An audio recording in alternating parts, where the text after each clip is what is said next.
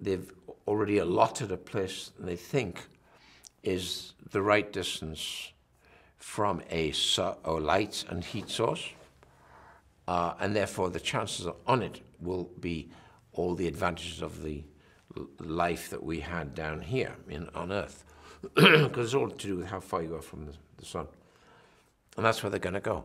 So that's a covenant. That is like the settlers that came to the United States. You can think about it that way. They'll come across the sea, land, and have to deal with the indigenous people if there are any.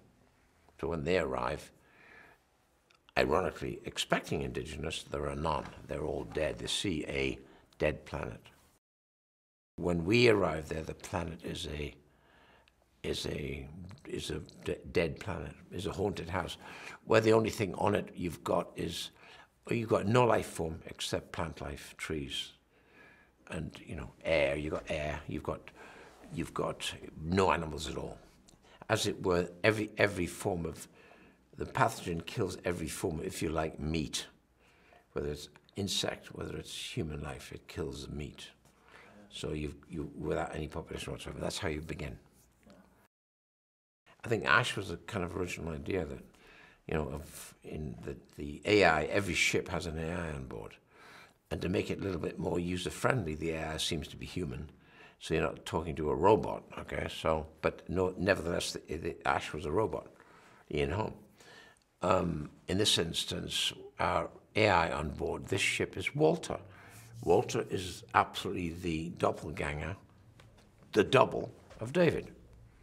And so when we see Walter, we think it's David, then we realize it's not David, it's the doppelganger now called Walter, who's another AI.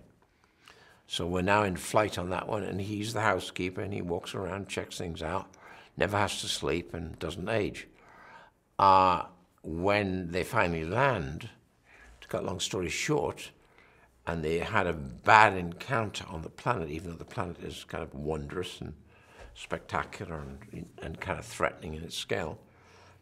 At a certain point in there, they meet this stranger who turns up out of nowhere, fundamentally guides them out of a problem, and the guy, when he gets into where he takes them, which is a town, a village, a city that had been destroyed, and once they're inside in safety, he de-hoods, and we see David. I needed somebody who was physically imposing, tall, athletic, and hopefully a good actress. And she's special. I think what's interesting, both she and Crudup, Billy, come from the theatre, very much so. And it was I'm sure I've dealt with people before from the theatre, must have.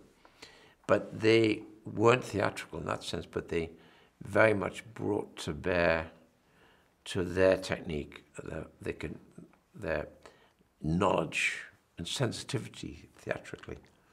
Because, when you're doing a film like this, which is constantly people dying and constantly stressful and has to be, and constant show of fear, there's many colors of fear. There's many colors of remorse and many colors of everything.